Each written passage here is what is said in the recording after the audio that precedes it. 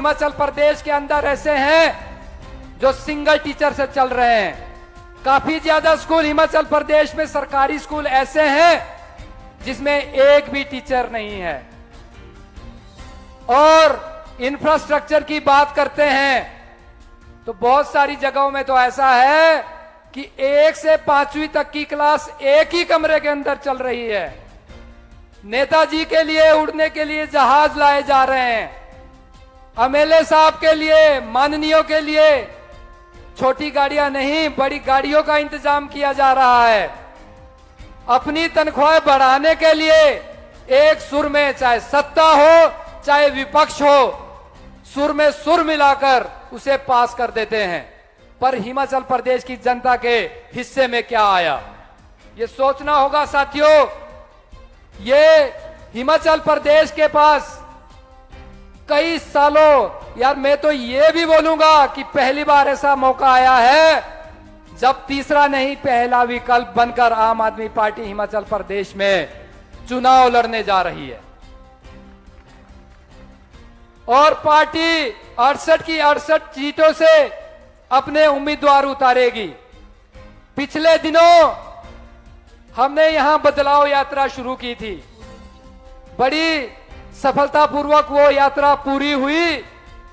ये लोग करते हैं मन की बात और आम आदमी पार्टी करती है जन की बात। हमने लोगों के बीच जा जाकर जन संवाद किए, लोगों की समस्याएं जानी, लोगों से उनका हाल पूछा तो पूछने पर पता लगा कि लोग बहुत दुखी है, परेशान है। पर आज तक लोगों के पास कोई रास्ता नहीं था इस दलदल से बाहर निकलने का। बड़ी खुशी खुशी लोगों ने हमारा आदर सत्कार किया, स्नेह प्यार दिया और साथ ही साथ ये बताया कि हम तो पिछले 30 साल से ऐसे मजबूत विकल्प को ढूंढ रहे थे जो आज हमें आम आदमी पार्टी के रूप में मिला है। जिस तरीके का सहयोग आम आदमी पार्टी को हिमाचल प्रदेश की जनता दे रही है, उससे देखने में नजर ये आ रहा है पूरी तरह से कि हिमाचल प्रदेश में बदलाव ही नहीं, महाबदलाव होने वाला है। और उस बदलाव के आप सभी साक्षी बनने वाले हो। ये इतिहास बनने वाला है क्योंकि इन दोनों पार्टियों की नीति और नियत एक ही है।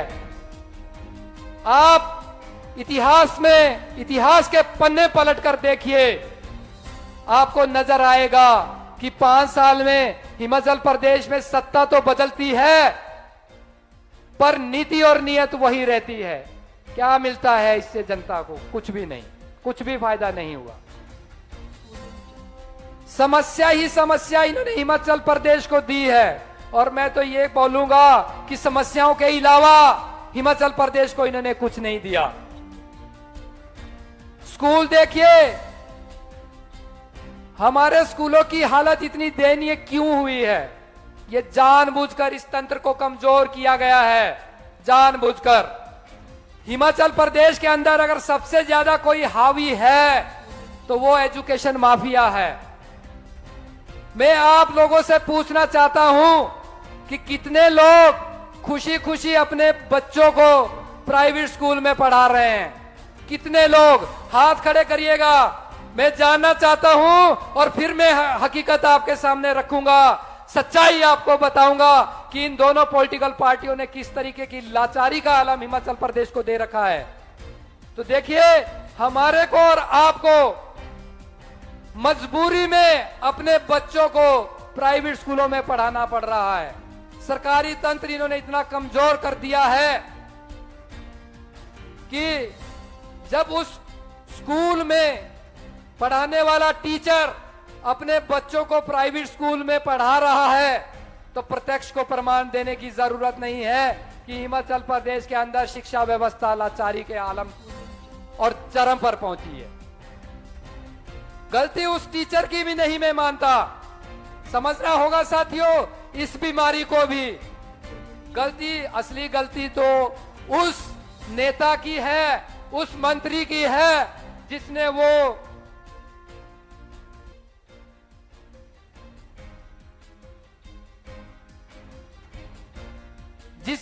जिस मंत्री ने वो स्कूल बनाया है। जितने भी नौजवान, बुजुर्ग, माएं, बहनें बड़ी गिनती में आए हैं, आप सबका हम स्वागत करते हैं।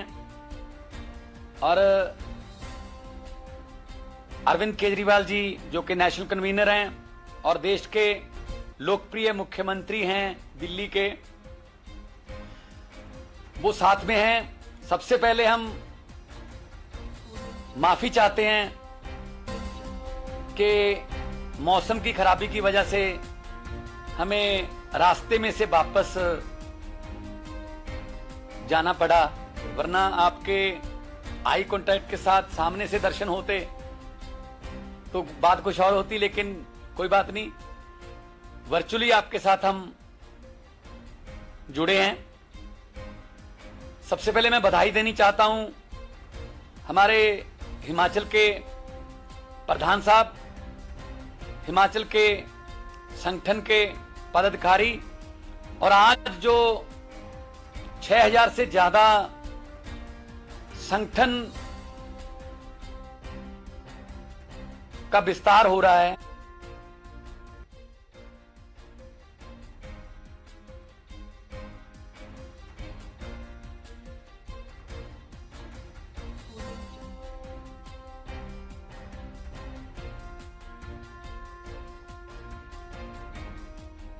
तब हम जिस गांव में भी जाते थे उस गांव में लोग अपना नाम लिखवाते थे कि हमें भी इसी पार्टी में काम करना है, हमें भी इसी पार्टी में काम करना है। कई बार मैं रैली के बाद जो गांव में इकट्ठ होता था मैं चला जाता था, लेकिन एक आदमी रजिस्टर लेकर बैठ जाता था, वो घंटा घंटा नाम लिखता रहता था कि जी मेरा नाम भी लिख लो, मेरा फोन नंबर भी लिख लो, मैं भी पंजाब को दोबारा रंगला पंजाब देखने में अपना हिस्सा, अपना योगदान जो है वो देना चाहता हूं। तो ऐसे धीरे धीरे हमारा संगठन बना, फिर जिला प्रधान बने, ब्लॉक प्रधान बने, सर्कल प्रधान बने, गांव का प्रधान बना, वार्ड का प्रधान बना, फिर बूथ पर 2-2, 3-3, 4-4, 5-5 लड़कों ने जिम्मेदारी संभाली, खासतौर पे यूथ ने। तो आज उसी संगठन की वजह से आप देख रहे हो कि सिर्फ 8 साल में 14 में जिस पार्टी का एक भी वॉलंटियर किसी गांव में नहीं था, 2022 में उस पार्टी की 92 विधायकों के साथ 117 में से आज सरकार है। इसीलिए कार्यकर्ता को रीढ़ की हड्डी बोला जाता है, कार्यकर्ता रीढ़ है। तो आज सभी कार्यकर्ता आए हैं, आप लोगों का योगदान इतिहास में लिखा जाएगा, सुनहरी अक्षरों में लिखा जाएगा कि आप लोगों ने हिमाचल के आने वाले चुनाव में जब आप मेहनत करोगे, जब आप जाओगे, कुछ दुश्वारियां भी आएंगी, मुश्किलें आएंगी, क्योंकि जो भी आदमी सिस्टम के खिलाफ बोलता है या सिस्टम को अच्छा करने की या सिस्टम को सुधारने की बात करता है, ये नेचुरल है, ये पक्की बात है कि जो उस सिस्टम से फायदा लेते हैं, जो उस सिस्टम के बेनिफिशियरी हैं, वो बाउंस बैक करते हैं। हमारे पंजाब में भी हुआ, किसी पे पर्चा कर दिया, किसी को बोल दिया तुमने आज जाना नहीं है, कहीं रैली करनी, बसें नहीं जाने देनी, ऐसा हुआ। लेकिन दरिया जो हैं वो अपना रास्ता खुद बनाते हैं, दरिया को रोका नहीं जा सकता। सो आप दरिया के रूप में आज आम आदमी पार्टी के समंदर में आ रहे हो, आप सबका स्वागत है, वेलकम है। और मेरे लिए हिमाचल जो है वो दूसरे घर की तरह है, क्योंकि मैं जब मैं कलाकार के तौर पे काम करता था, बहुत बार हिमाचल में बिलासपुर, मंडी, कुल्लू, शिमला, रिकांगपियो बहुत बार हमने परफॉर्म किया। और कई बार मैं पूछता था, हिंदी में बोलूं या पंजाबी में, तो ज्यादातर लोग कहते थे पंजाबी पंजाबी। तो हमारा रिश्ता छोटे बड़े भाई का है हिमाचल के साथ, और आज एक ओथ, एक प्रण लेना है कि हमने देश के लिए काम करना है। हिमाचल और पंजाब की एक सिमिलरिटी है, एक समानता है। हिमाचल और पंजाब के बहुत बड़ी संख्या में नौजवान जो हैं वो फौज में हैं, वो अफसर हैं फौज में, वो बॉर्डरों पर हमारे देश की जो आजादी, जो भगत सिंह, राजगुरु सुखदेव, जो लाला लाजपत राय, मदन लाल ढींगरा, जो करतार सिंह सराभा ने लेके दी थी, उसकी रक्षा करते हैं। तो इसलिए हम लोग देशभक्त लोग हैं। हम अपने देश को आगे लेके जाने के लिए कोई भी प्रण कर सकते हैं। दिल्ली के बाद पंजाब, पंजाब के बाद अब हिमाचल, और मौसम थोड़ा ठीक हो जाए तो आपसे मिलना जुलना आसान भी हो जाएगा और मिलना जुलना ज्यादा भी हो जाएगा। तो जितने भी इस वक्त कार्यकर्ता सुन रहे हैं स्क्रीन पर, हम लोग आम लोग हैं। हम लोग किसी पॉलिटिकल फैमिली से हम नहीं आए, किसी का बाप मंत्री नहीं था, किसी का ताया राज्यपाल नहीं था, किसी का चाचा किसी पार्टी में कोई बड़े पद पर नहीं था। हम आम लोग हैं।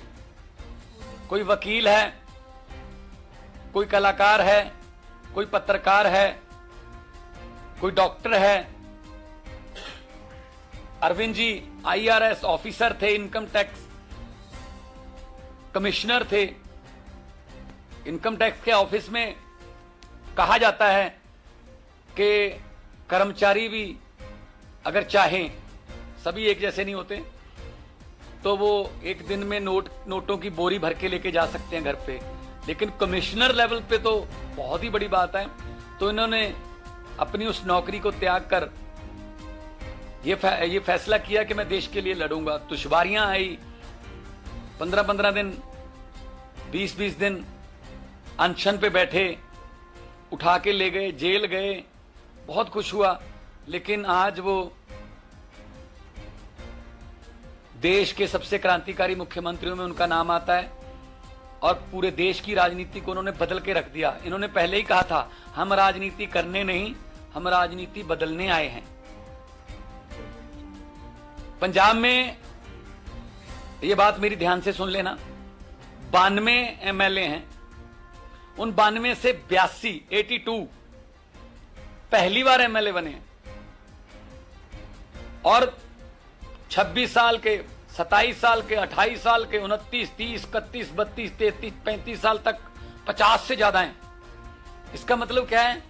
ये काम सिर्फ आम आदमी पार्टी कर सकती है कि आम लोगों के बेटे बेटियों को विधानसभा की या लोकसभा की सीढ़ियां दिखा सकती है। वरना जो रवायती पार्टियां हैं उनमें तो बारी ही नहीं आती।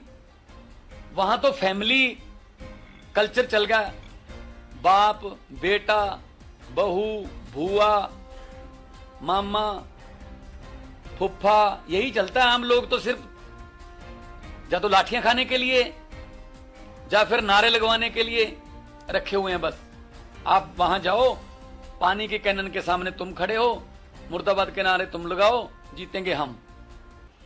तो आम आदमी पार्टी एक ऐसी पार्टी है जो आम लोगों को आगे लेकर आती है। उनमें मैं भी हूं। मैं एक टीचर का बेटा हूं। मेरे पिताजी साइंस मास्टर थे। मैंने नहीं सोचा था कि एक पार्टी बनेगी, मैं उसका मेंबर बनूंगा और फिर उसके बाद वो पार्टी मुझे इस ओहदे तक ले आएगी कि पंजाब को ठीक करने की जिम्मेदारी मेरी, जो 3.25 करोड़ लोगों ने, पंजाब के लोगों ने दी है। हम मिलके काम कर रहे हैं। हम छोटे बड़े भाई की तरह काम करते हैं। हमारे यहां बॉस कल्चर नहीं है आम आदमी पार्टी में कि इसको बुला ही नहीं सकते। हमारे यहां ये नहीं है कि उम्र से चाहे 3 साल छोटा हो, उम्र से 30 साल छोटा हो। मैंने देखे हैं वहां पार्लियामेंट में उम्र में 30 साल छोटा, लेकिन बुजुर्ग को पांव छूने पड़ रहे हैं क्योंकि उसके पास पावर है। हमारे यहाँ परिवार की तरह एक रहते हैं। आज हमारे परिवार में हिमाचल में वृद्धि हो रही है, बहुत बहुत ज्यादा खुशी हो रही है। बस मेरे ख्याल में चंद किलोमीटर सोलन रह गया था, अचानक से बादल एक आया कि चौपर उन्होंने फैसला किया कि हम वापस जाएंगे, लेकिन वादा करते हैं दोबारा फिर आएंगे। और जितने भी आपके यहाँ प्रबंधक हैं जो पर्दे के पीछे रह के काम करते हैं, मैं चाहूंगा उनके लिए एक जोरदार ताली भी हो जाए। और क्योंकि आम आदमी पार्टी पूरे देश में फैल रही है, इसलिए बहुत सी दिक्कतें भी आएंगी, आपके यहां भी आएंगे, घर पे भी आएंगे। पोस्टर क्यों लगा रखा है, तुम उनकी रैली में मत जाओ, तुम कितने आदमी लेके जा रहे हो, ये छोटी मोटी बातें हैं, इनसे घबराने की जरूरत नहीं है। बस एक ही प्रण करना है। दुनिया में बड़े बड़े लोग आए, पैसे वाले आए, लेकिन खाली हाथ चले गए। लेकिन जो देश के लिए कुछ कर गए, उनका नाम है, उनको लोग याद करते हैं। अपने लिए हर के जीता है, देश के लिए जीतो, देश के लिए जियो तो बड़ी बात है। शहीद आजम भगत सिंह का एक शेर है कि इश्क करने का सबको पैदाइशी हक है, इश्क करने का सबको पैदाइशी हक है, क्यों ना इस बार वतन की सरजमी को महबूब बना लिया जाए। वो योद्धे जिन्होंने वतन की सरजमी को महबूब बनाया, उन्हीं को हम याद करते हैं। इसीलिए भगत सिंह 23 साल के थे जब उनकी शहीदी हुई।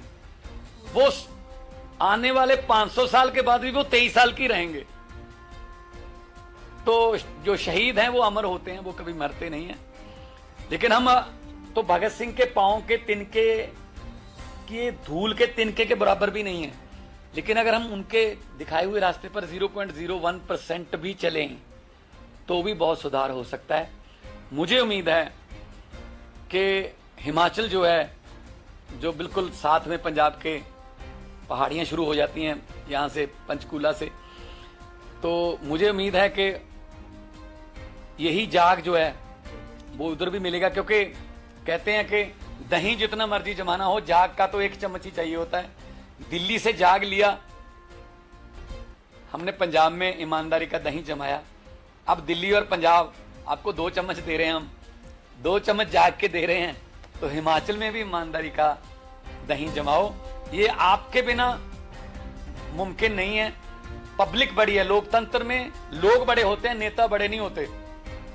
पब्लिक जब चाहे आदमी अर्श पर, पब्लिक जब चाहे आदमी फर्श पर। तो इसलिए हम तो आम लोग हैं, आओ इकट्ठे होके अपने देश को आगे लेके जाएं, अपने प्रदेश को आगे लेके जाएं, ताकि आने वाली जो पीढ़ियां हैं, आने वाली जो जनरेशन है, वो आपको इस बात के लिए शुक्रिया करें कि आपने समय पर एक सही फैसला लिया और उसके बाद हमें अच्छा जो फ्यूचर, हमें अच्छा भविष्य मिला। मैं ज़्यादा समय नहीं ले लूँगा क्योंकि ज़्यादातर हमने फ़ायदा उठाना है, क्योंकि मैं तो कभी भी आ जाऊँगा आपके पास। दिल्ली के मुख्यमंत्री अरविंद केजरीवाल जी से मैं निवेदन करूँगा कि वो आपके साथ विचार और आम आदमी पार्टी का एजेंडा, आने वाले दिनों की जो योजनाएं, वो आपके साथ साझा करें। श्री अरविंद केजरीवाल जी। थैंक यू भगवंत। आप सब लोगों को बहुत बहुत नमस्कार। आप सबको मेरा प्रणाम। सबसे पहले मैं, जैसा भगवंत जी ने कहा, मैं माफ़ी मांगता हूं कि हम आपके बीच में आना चाहते थे। तो अभी हम वीडियो के ज़रिए आपसे बात कर रहे हैं, लेकिन बहुत जल्दी हम दोनों आपके बीच में, सबके बीच में आएंगे। चंद महीने गुजरे हैं केवल, और चंद महीनों के अंदर नहीं होता। आज जब मैंने सुबह लोगों को बताया, ट्वीट किया कि हमारे 9000 से ज़्यादा पदाधिकारी, वॉलंटियर नहीं पदाधिकारी, 9000 से ज़्यादा ऑफिस बेरर आज शपथ लेने वाले हैं। तो इस इतने बड़े स्केल के ऊपर हमारी हर पंचायत के ऊपर अब हमारी कमेटी बन गई है। और उसके ऊपर हमारे पदाधिकारी बन गए हैं। तो जितने उनमें से 9,000 मुझे बताया गया कि मौसम की वजह से शायद सभी तो नहीं आ पाए, लेकिन बहुत सारे लोग अपने घर पे भी देख रहे हैं इस कार्यक्रम को। आप सब लोगों को मैं बधाई देना चाहता हूं। इतने कम समय में इतने बड़े स्तर के ऊपर पदाधिकारी बन गए, इसका मतलब आम लोगों के बीच में, हिमाचल प्रदेश के आम लोगों के बीच में आम आदमी पार्टी को लेके बहुत ज़्यादा प्यार और विश्वास है और बहुत बड़े स्तर के ऊपर लोग जुड़ते जा रहे हैं। मुझे ये तो नहीं पता कि शपथ हो गई है या होने वाली है, लेकिन आज ये शपथ ग्रहण समारोह है आप सब लोगों का, जितने भी पदाधिकारी हैं। आज आप शपथ लेंगे कि हम हिमाचल प्रदेश के लोगों की तन मन धन से सेवा करेंगे। आज हम शपथ लेंगे कि हम अपने देश की निस्वार्थ भाव से सेवा करेंगे। हम अपने देश के प्रति तन मन धन, अगर जान देने की जरूरत पड़े तो हम जान भी देंगे। आम आदमी पार्टी की आइडियोलॉजी के 3 स्तंभ हैं। सबसे पहले कट्टर ईमानदारी, हमारी पार्टी कट्टर ईमानदार है। दूसरी पार्टियों की तरह नहीं है कि अपने, हमारे यहाँ अगर कोई भ्रष्टाचार करे तो छोड़ते नहीं है। दिल्ली में मेरे एक मंत्री ने भ्रष्टाचार करने की कोशिश की, एक ऑडियो आई थी, मैंने उस मंत्री को सीबीआई के हवाले कर दिया। अभी थोड़े दिन पहले पंजाब के अंदर हमारे एक मंत्री ने भ्रष्टाचार करने की कोशिश की और मान साहब ने उसको जेल भेज दिया।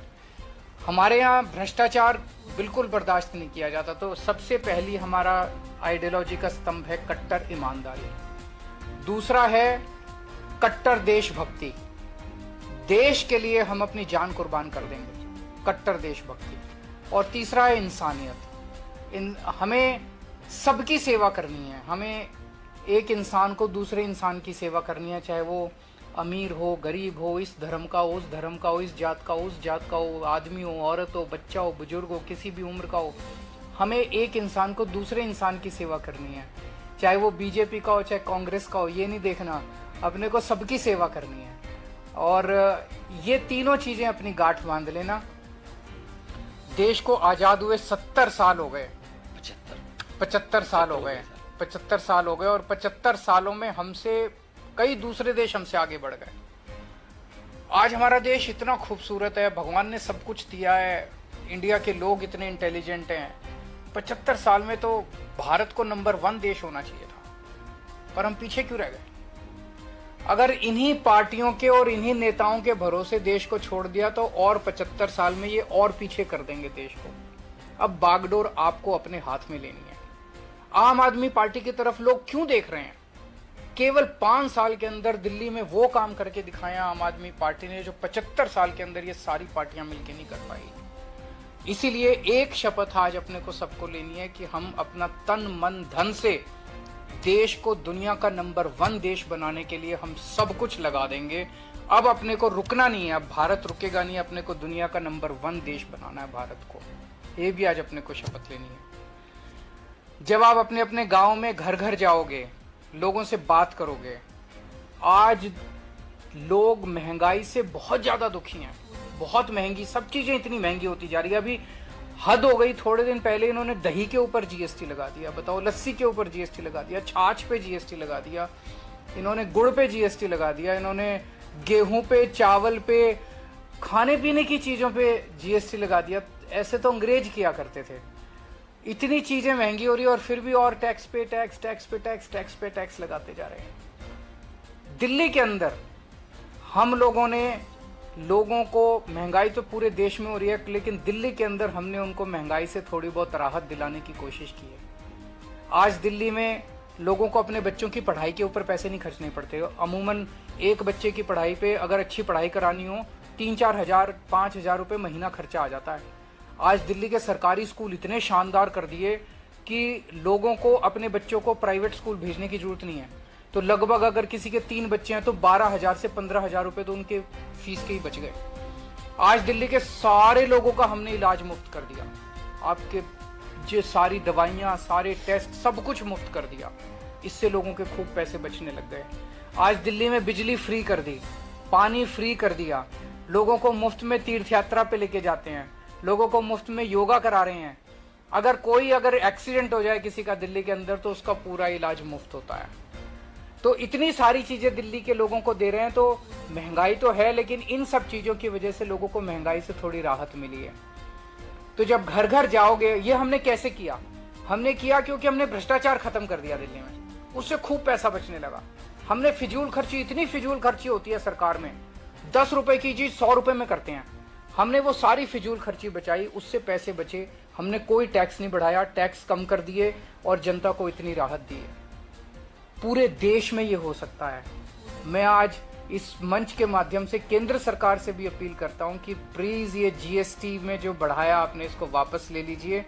केंद्र सरकार से अपील करता हूं, अगर आप दिल्ली की तरह भ्रष्टाचार खत्म कर दो, फिजूल खर्ची खत्म कर दो, मैं आपको यकीन दिला रहा हूं देश में जीएसटी बढ़ाने की जरूरत नहीं पड़ेगी, आपको जीएसटी कम करने पड़ेंगे, टैक्स कम करने पड़ेंगे। तो आप जब घर घर जाओ तो लोगों को बोलना कि दिल्ली के लोगों को महंगाई से राहत दी है। महंगाई से राहत देने का फार्मूला केवल आम आदमी पार्टी को आता है। हिमाचल प्रदेश में आम आदमी पार्टी की सरकार बनाओ, आपको दिल्ली वालों की तरह हिमाचल प्रदेश में भी हम महंगाई से राहत दिलाएंगे। घर घर जाके बताना लोगों को कि बाकी पार्टियों ने क्या दिया आपको। बीजेपी वालों को भी बोलना, कांग्रेस वालों को भी बोलना कि तुम्हारी पार्टियों ने क्या दिया। बोलो हमें एक मौका देके देखो, बीजेपी वालों, कांग्रेस वालों, दूसरे जो किसी पार्टी में, हमें एक मौका देके देखो, हम तुम्हें महंगाई से राहत दिलाएंगे। आज बेरोजगारी इतनी हो गई है, हमारे बच्चे पढ़ पढ़ के बेरोजगार घूम रहे हैं। दिल्ली के अंदर पिछले 5-7 साल के अंदर मैंने 12 लाख बच्चों को रोजगार का इंतजाम किया है, 12 लाख बच्चे। और अभी मैं लगा हुआ हूं, अगले 5 साल के अंदर मैंने ठाना है कि 20 लाख बच्चों को रोजगार और देना है, उसका पूरा खाका तैयार करना है। तो आपके बच्चों को नौकरी देना हमें आता है और किसी पार्टी को नहीं आता। हमारे पास फॉर्मूला है, आपके बच्चों को रोजगार देंगे, आपको महंगाई से छुटकारा दिलाएंगे। तो जब घर घर जाओ तो लोगों को ये बताना कि हम लोगों के लिए काम करते हैं, हम आपको बेरोजगारी से छुटकारा दिलाएंगे, हम आपको महंगाई से छुटकारा दिलाएंगे। हमें पॉजिटिव राजनीति करनी है, हमें जनता की राजनीति करनी है, गाली गलौज नहीं करना। सबको ये बोलना कि देखो जी, अगर गंदी राजनीति चाहिए तो इनको वोट दे दो, अगर आपको दंगे चाहिए तो इनको वोट दे दो, अगर आपको भ्रष्टाचार चाहिए तो इनको वोट दे दो, अगर गाली गलौज चाहिए तो इनको वोट दे दो, अगर आपको अपने बच्चों के लिए स्कूल चाहिए, महंगाई से छुटकारा चाहिए, रोजगार चाहिए, अस्पताल चाहिए, सड़कें चाहिए, तो हमें वोट दे दो। अभी पंजाब में हमारी नई सरकार बनी है और देखो कितना शानदार काम होने लग गया। अभी नई सरकार 3 महीने भी नहीं हुए और यकीन नहीं होता, मान साहब ने ऑलरेडी अनाउंस कर दिया 1 जुलाई से पंजाब के लोगों की बिजली फ्री। कोई यकीन कर सकता है? नहीं, अभी तो पिछले वाले कहते थे घाटे में चल रहा है पंजाब, घाटे में चल रहा है। अरे 3 महीने के अंदर कहां गया भाई वो घाटा? हमने तो बिजली फ्री कर दी। और अब इन्होंने मोहल्ला क्लिनिक भी बना लिए, 75 मोहल्ला क्लिनिक। 15 अगस्त को 75 मोहल्ला क्लिनिक बन के तैयार हो जाएंगे, लोगों को फ्री में इलाज मिलना चालू हो जाएगा। तो पंजाब के अंदर भी होने लग गया, दिल्ली में हो चुका, हिमाचल प्रदेश के अंदर। आप सब कार्यकर्ताओं की अब जिम्मेदारी है कि एक तो संगठन को मजबूत बनाना है, हर घर को जोड़ना है आम आदमी पार्टी के साथ, और एक नया हिमाचल प्रदेश हम सब लोग मिलकर बनाएंगे। तो आप लोगों की ये जिम्मेदारी है। आप सब लोगों को मैं फिर से बहुत शुभकामनाएं देता हूं और मैं और मान साहब आपके बीच में बहुत जल्दी आएंगे, हिमाचल प्रदेश में बहुत जल्दी आएंगे।